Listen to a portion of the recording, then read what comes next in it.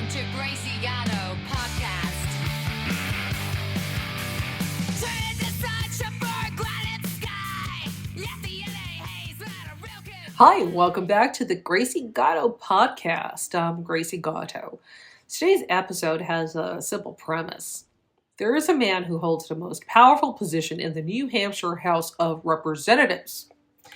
He controls the floor. He controls the committees. He decides who speaks, who gets heard, and who gets punished. His name is Sherman Packard. He is the Speaker of the House. And over the last several weeks, I've been looking at the record. Not the press releases, not the op-eds, the record.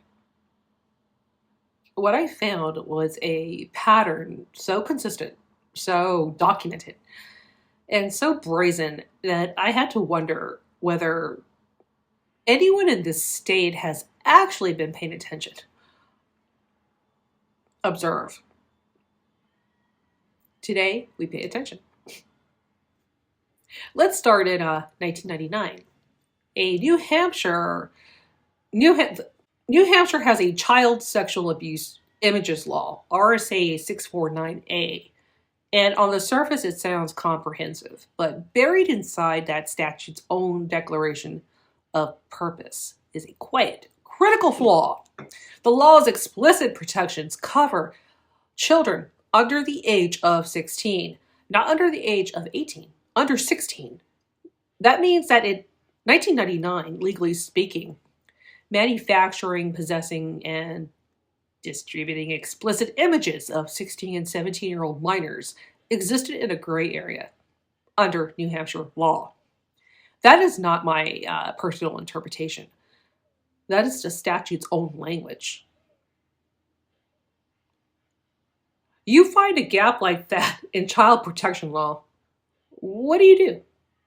State Representative at the time, Sherman Packard of Londonderry, had an answer. He filed House Bill 508, and that bill did not close the loophole. That bill sought to explicitly legalize photographers manufacturing nude images of teenagers as long as they had parental consent. Not protect the kids, but permit access to them with a permission slip. What the actual? The bill did not pass, but it was filed. It is in the public record, and the man who filed it is now the House Speaker. Fast forward to 2025, House Bill 1633, a survivors' rights bill. It passed the House, the full House, 342-1, 340 votes against one vote. One vote against. Then it was sent to the Senate Judiciary Committee and quietly put into interim study, a procedural limbo, a legislative deep freeze, so to speak. During the hearing on that bill, a bill about people who survived abuse, whose suffering had already been minimized and silenced for years. Representative Ellen Reed used a single expletive. Speaker Packard had her removed from the chamber. Then she lost her committee assignments because of one word. One word. During a hearing about survivors, Rep. Wendy Thomas removed from committee leadership. Reason given? A bad attitude. 3 other Democratic women also reprimanded. Now, are you seeing a pattern yet? Now, let's talk about April of 2026. State Representative Travis Corcoran, a Republican of Weird, New Hampshire, posted on social media that, quote, "We need a final solution for theater kids in politics." Final solution. That is not a phrase that exists in a vacuum. That is the Nazi term for the systematic extermination of Jewish people. 6 million of them, including the family members of people who are alive today, who testified at his hearing, who stood in the New Hampshire State House and said, "I no longer feel safe here." More than 50 people showed up to that hearing. One one Republican colleague stood up to support Corcoran. You know, you know what happened to Travis Corcoran? Not much. Majority Leader Jason Osborne, aka what was it, Daffy Duck, said free speech sometimes means people are offended. A slap on the wrist. Business as usual. Let me make sure you heard that correctly. Alan Reed, one profanity in a hallway during a survivor's hearing, banished by people like Travis, invoked genocidal language publicly.